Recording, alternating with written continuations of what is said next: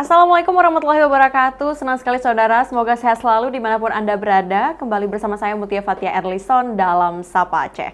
Kita akan membahas terkait dengan membangun harapan di sekolah rakyat. Nah saudara, sekolah rakyat menjadi harapan baru bagi anak-anak dari keluarga kurang mampu untuk mendapatkan pendidikan yang layak sekaligus bekal kemandirian. Melalui pendidikan terpadu dan program vokasi, Sekolah Rakyat Menengah Atas 1 Aceh Besar berupaya memutus rantai kemiskinan dan menyiapkan generasi yang berdaya. Talkshow ini akan membahas terkait dengan peran dan juga tantangan serta harapan sekolah rakyat bersama dengan Kepala SRMA 1 Aceh Besar, Bapak Ilza Satriadi SPD. Selamat datang Bapak, bagaimana kabarnya? Alhamdulillah, selamat datang Bu. Selamat berjumpa, pertama kali berkunjung ke Kompas TV Aceh. Alhamdulillah sehat. Alhamdulillah. Terima kasih Bapak sudah meluangkan waktunya untuk dapat berhadir dan juga menyempatkan waktu di studio Kompas TV Aceh. Nah tentunya Bapak sebagai pertanyaan pembuka, kira-kira apa yang membedakan antara sekolah menengah rakyat ini dengan sekolah pada umumnya Bapak? Ya, sekolah rakyat ini merupakan salah satu program unggulan dari Presiden Prabowo, yang mana tujuannya itu adalah untuk memutus rantai kemiskinan bagi keluarga rentan, miskin dan miskin ekstrim. Jadi anak-anak dari keluarga kurang mampu tadi, mereka diajak bersekolah di sekolah rakyat, kemudian tujuannya nanti sebagai pengentas pemutus kemiskinan di keluarga mereka. Seandainya mereka berasal dari anak petani, itu mereka diharapkan tidak lagi menjadi petani. Atau ketika orang tuanya itu sebagai ojek online, mereka diharapkan tidak lagi menjadi ojek online. Seperti itu, Bu. Oke, berarti kurang lebih memang tujuan dari sekolah rakyat ini ditujukan kepada mereka yang sangat membutuhkan. Iya. Dan tadi juga saya ada mendengar Bapak bahwasanya ada desil 1 ya, desil 2. Nah, kira-kira itu apa yang menjadi perbedaannya, Pak? Jadi dalam Kementerian Sosial itu ada tingkatan keluarga menurut pendapatan, kemudian anak-anak yang dari desil 1, desil 2 itu menjadi prioritas untuk bersekolah di sekolah rakyat. Jadi dilihat bagaimana pendapatan orang tuanya, jumlah tanggungan keluarganya, kemudian mata pencarian, bagaimana keadaan rumahnya, listrik dan sebagainya. Ketika di data mereka masuk desil 1, desil 2, jadi merekalah yang diprioritaskan untuk masuk ke sekolah rakyat. Kemudian siswa kami itu Bu, istilahnya memang hasil data BPS dipadukan dengan dinas sosial, kemudian dikirimkan ke Kementerian Sosial. Jadi data anak yang terkumpul itu nantinya setelah di akhir itu sampai di SK-kan oleh Bapak Gubernur. Jadi bukan seperti seleksi PPDB, penerimaan peserta didik baru di sekolah reguler. Jadi tidak ada istilahnya itu anak titipan Bapak Camat, Bapak Bupati, itu tidak ada. Tidak ada. Memang prioritas untuk anak-anak dari keluarga miskin dan miskin ekstrim. Oke, baik. Berarti secara langsung memang didata dan langsung dikirimkan kepada pusat ya Pak? Iya. Untuk bisa mengetahui bahwasanya mereka itu berada pada desil keberapa, supaya Iya. memang sekiranya mereka pantas dan juga mendapatkan kebutuhan yang seharusnya mereka dapatkan. Nah, selain daripada itu, bagaimana program yang disediakan sendiri Pak dari sekolah menengah rakyat ini? Ya, jadi sekolah rakyat ini dia menerapkan kurikulum yang berbeda juga dengan sekolah reguler biasa. Kurikulum yang berbeda dari sekolah yang biasa? Ya, ada yang berbeda. Oke. Ada yang plusnya. Jadi kami di sekolah rakyat itu menerapkan 3 kurikulum. Ada kurikulum persiapan atau matrikulasi, yang mana anak-anak ini kadangkala kan ada anak yang putus sekolah, yang mereka itu mengalami ketertinggalan dalam proses pembelajaran. Jadi istilahnya kami jemput bola turun ke bawah untuk mengajak mereka, memberikan mereka pembelajaran sehingga mereka pengetahuan dasarnya itu menjadi sama. Kemudian di sekolah rakyat itu juga ada yang namanya kurikulum nasional. Ini sama persis dengan sekolah reguler biasa. Kemudian ada juga kami itu kurikulum boarding. Jadi kurikulum asrama itu dinilai bagaimana kedisiplinan anak-anak, karakternya, kemandiriannya, tanggung jawabnya dan sebagainya. Tadi di 3 kurikulum itu bagi kami yang 1A, sekolah rakyat menengah atas 1 Aceh Besar ini masuk pada kategori 1A, sekolah yang launching pertama kali di 14 Juli 2025. Kemudian dalam kurikulum persiapan itu kami melaksanakan ada istilahnya MPLS, masa pengenalan lingkungan sekolah selama 2 minggu, atau kita dulu namanya MOS, masa orientasi siswa. Itu kami laksanakan MPLS 2 minggu. Kemudian dilanjutkan dengan kurikulum persiapan tadi atau matrikulasi tadi sampai 2 bulan. Karena mengejar ketertinggalan anak-anak kita yang kadangkala masih kita temukan anak-anak yang belum bisa membaca, belum bisa berhitung, menulis, dan sebagainya. Jadi mereka seperti diberikan pembelajaran supaya pengetahuan dasarnya sama. Kemudian setelah selesai, kita lanjut seperti sekolah reguler biasa, melaksanakan yang namanya kurikulum nasional, kurikulum merdeka. Kemudian selama di asrama, mereka melaksanakan yang namanya kurikulum boarding. Oke, baik. Berbicara terkait dengan desil dan juga program yang disediakan dari Sekolah Menengah Rakyat, kira-kira apa saja syarat yang harus ada pada setiap siswa supaya mereka bisa bersekolah di sekolah rakyat? Ya, seperti tadi syarat untuk menjadi siswa sekolah rakyat itu cukup bisa dikatakan 3 syarat. Yang pertama, mereka memang berasal dari desil 1, desil 2, kemudian mereka menyetujui fakta integritas bersedia menjadi siswa di sekolah rakyat yang berbasis boarding tadi, kemudian mendapat izin dari orang tua. Kadangkala anak kita ada yang memang berasal dari desil 1, desil 2, tapi dia sekolah di sekolah rakyat itu karena keinginan orang tua, terpaksa. Dan pengalaman kami 1 semester belakangan, ada sekitar 7-8 orang siswa kami itu yang akhirnya mengundurkan diri karena tidak sanggup sekolah sistem boarding. Yang awalnya mereka di rumah mungkin agak bebas, akan tetapi yang namanya sekolah boarding tentu ada peraturan-peraturan yang harus ditaati. Mungkin ketidaksiapan mereka itu di situ. Kurang siap untuk bersekolah di sistem asrama. Baik, berbicara terkait dengan kesiapan para siswa dalam mengikuti program pembelajaran yang disediakan oleh Sekolah Menengah Rakyat, sebentar lagi kita akan langsung menguliknya secara lebih detail. Jangan kemana-mana, saudara, tetap di Sapa Aceh.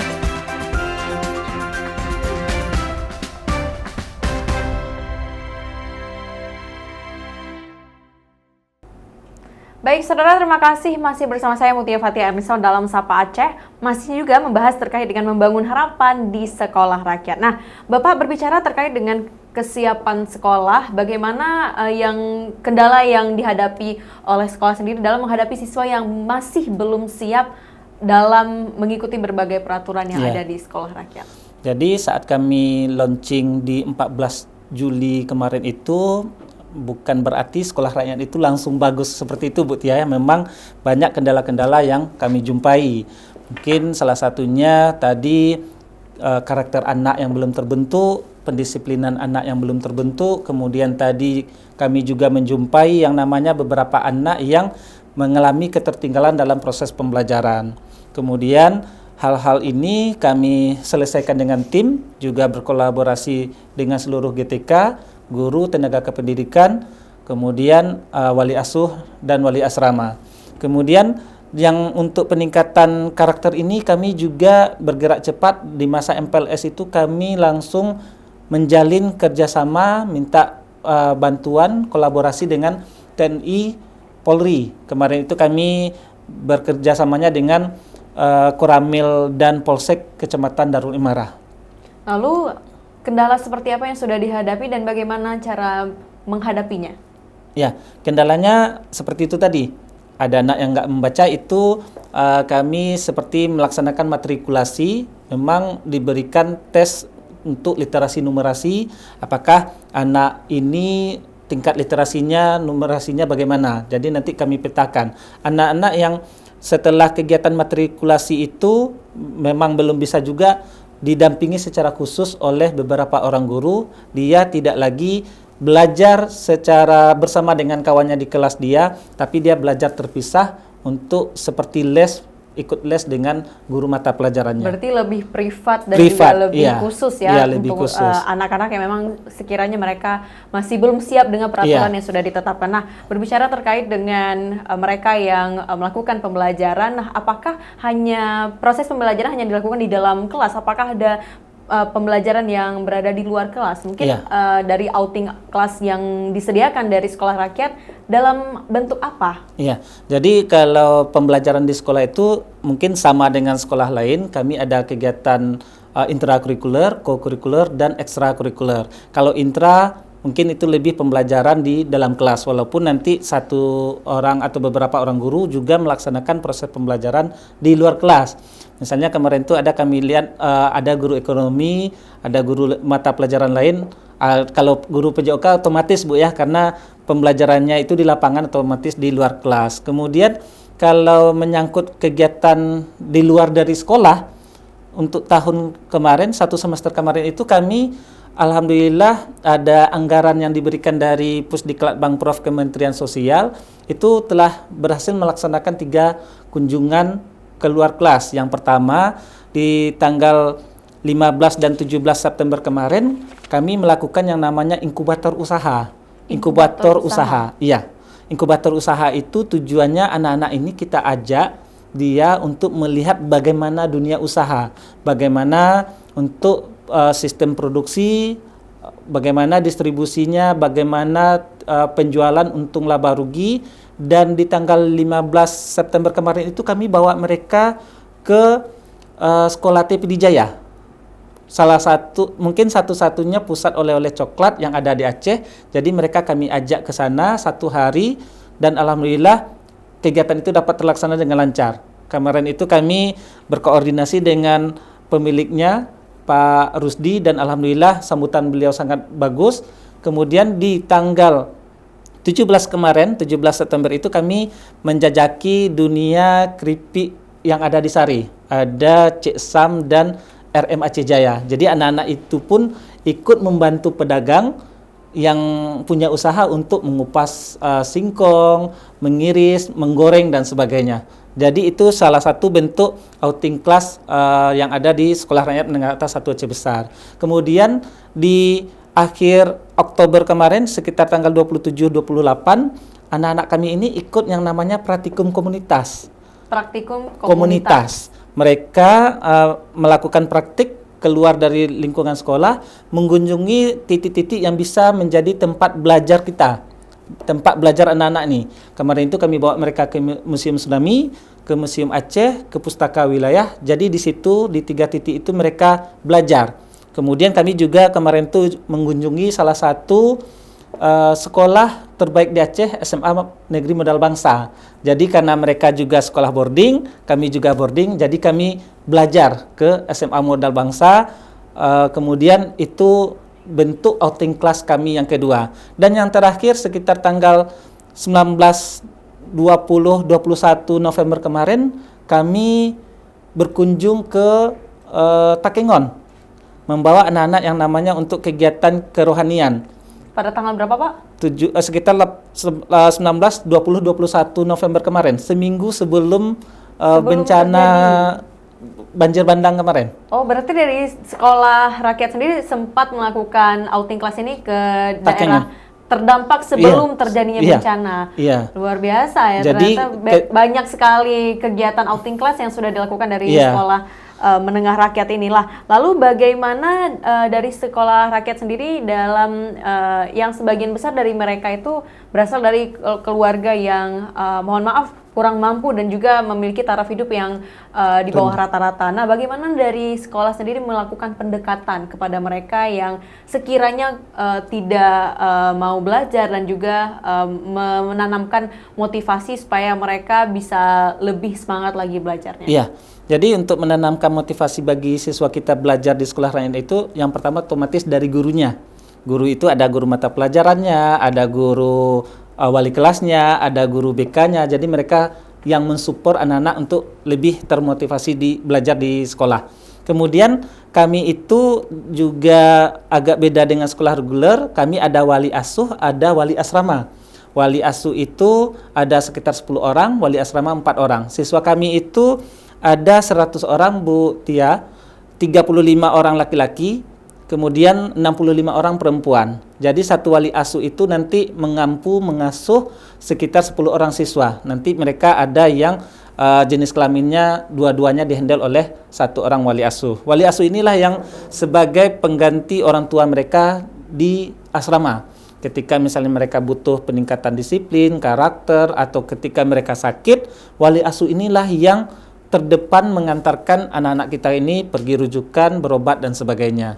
Oke, berarti itu kurang lebih memang tujuannya sebagai orang tua mereka yang berada di asrama. Benar. Jadi di sini memang menarik kali ya saudara, bahwasanya memang dari berbagai program yang sudah disediakan dari sekolah rakyat, baik itu belajar di dalam ruangan maupun di luar ruangan, mereka memang disiapkan tidak hanya untuk menumbuhkan motivasi belajar, namun juga mengasah skill mereka ya dalam menghadapi pekerjaan dan juga pembelajaran di masa yang akan datang.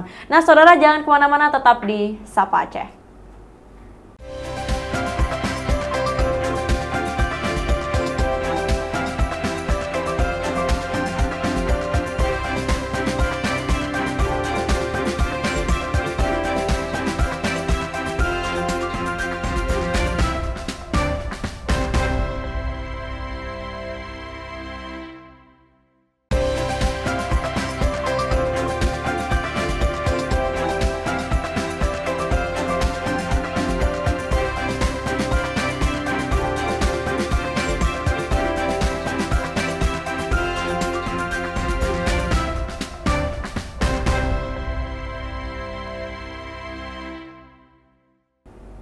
Baik, terima kasih saudara, masih bersama saya Mutia Fatia Erlison dalam Sapa Aceh, tentu masih membahas terkait dengan membangun harapan di sekolah rakyat. Nah, kira-kira Bapak bagaimana pengalaman cerita terkait dengan kunjungan kerohanian yang sudah dilakukan dari sekolah rakyat sendiri?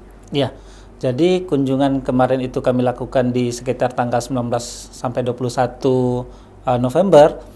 Kami difasilitasi sekitar kegiatan itu untuk 3 hari, 2 malam, diberikan penginapan. Kemudian kami melaksanakan kemarin itu di Takengon, Aceh Tengah. Di tepatnya penginapan kami itu di Gayo Resort Belangi, Gayo Belangi Resort. Kemudian kami memilih ke Takengon itu mungkin ada salah satu guru kami yang memang domisili asalnya itu di Takengon.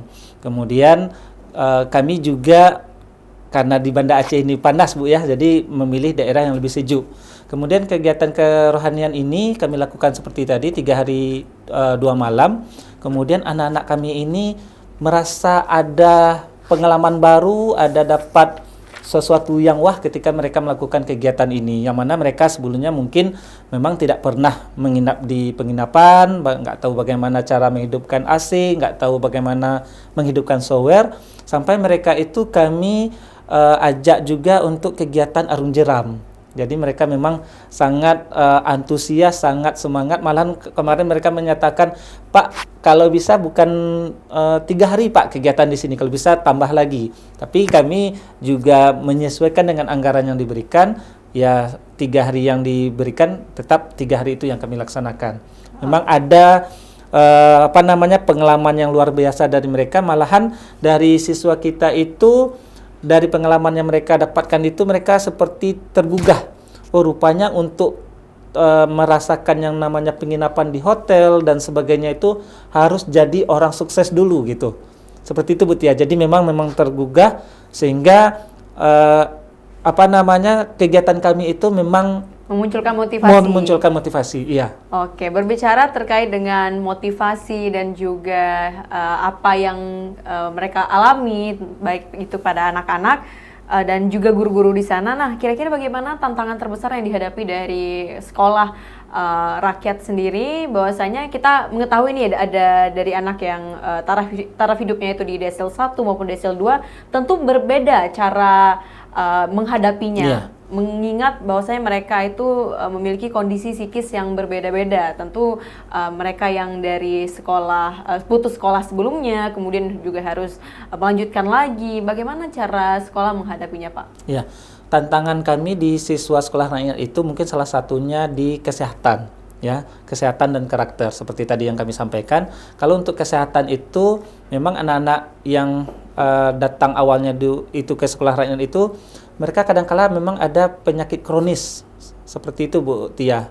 Ada yang lambung, ada yang usus buntu. Memang karena di keluarga mereka sebelumnya itu kondisinya nggak memungkinkan untuk berobat dan sebagainya, jadi mereka ada penyakit-penyakit kronis yang ketika di sekolah rakyat itu menjadi hambatan, kesulitan bagi kami. Tapi seperti itu tadi, ketika mereka sakit, ada wali asuh, ada wali asrama yang memang siap mendampingi mereka untuk berobat.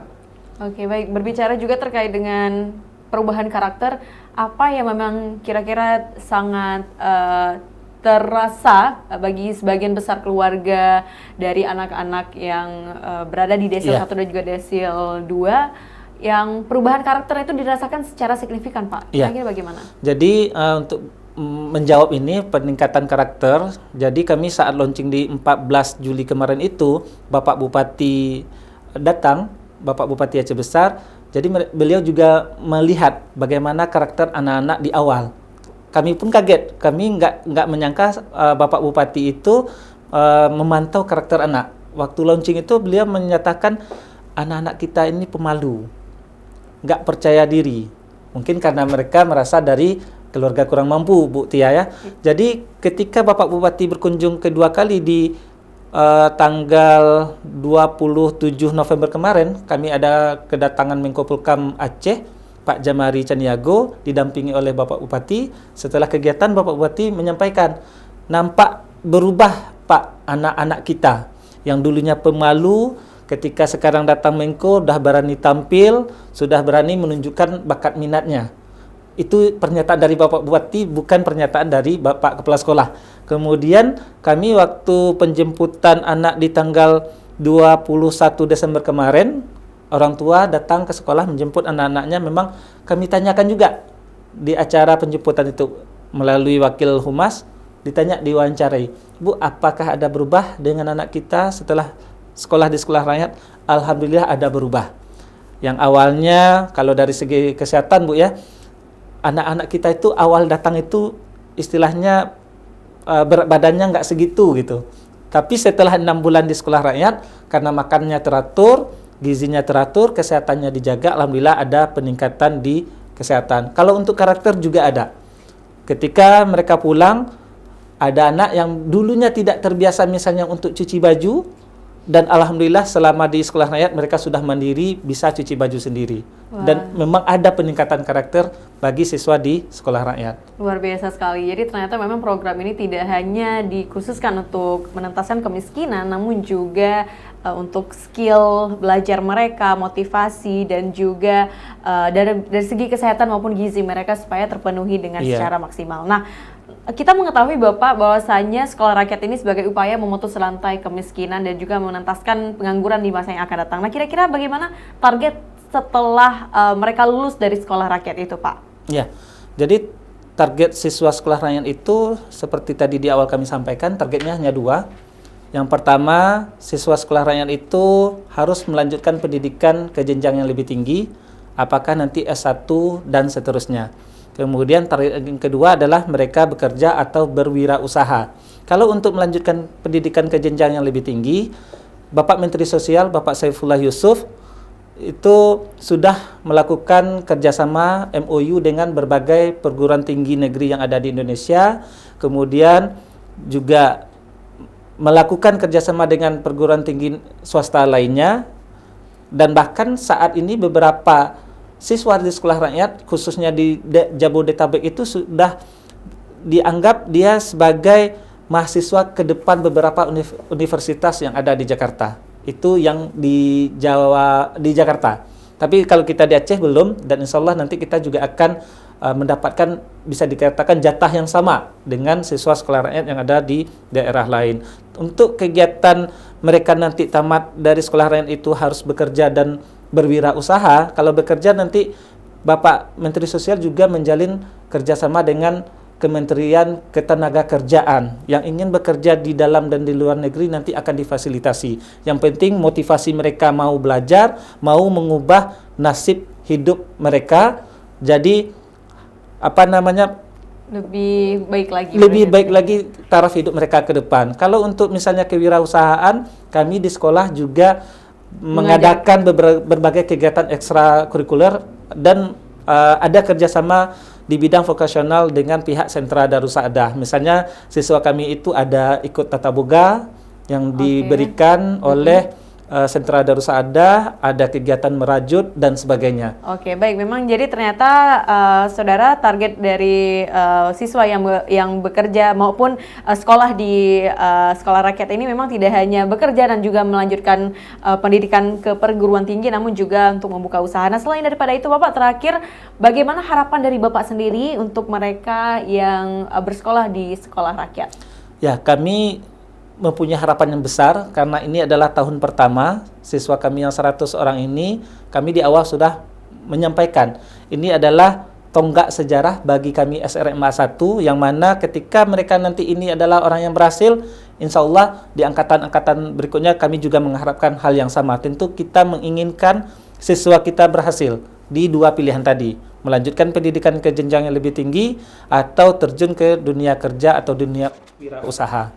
Oke, baik. Terima kasih banyak, Bapak. Terima kasih, Bu Tia. Iya, terima kasih banyak Bapak, Pak Ilza Satriadi selaku dari Kepala Sekolah Rakyat Menengah 1 Aceh Besar yang sudah meluangkan waktunya berhadir di Kompas TV Aceh dan juga berbagi cerita terkait dengan program yang sedang dijalankan dari Sekolah Rakyat ini. Terima kasih banyak, Bapak. Terima kasih, Bu Tia dan Kompas TV atas undangannya, dan alhamdulillah ini kesempatan yang luar biasa juga bagi kami dari keluarga SRMA 1 Aceh Besar. Oke, baik. Nah, saudara, informasi tadi mengakhiri beragam informasi yang dapat kami sampaikan dalam Sapa Aceh hari ini. Anda dapat menyimak tayangan Sapa Aceh setiap Senin, Rabu, Jumat, serta siaran via channel YouTube di Kompas TV Aceh, independen terpercaya. Saya Mutia Fatia Erlison, mewakili tim redaksi, mohon pamit undur diri. Terima kasih. Wassalamualaikum warahmatullahi wabarakatuh.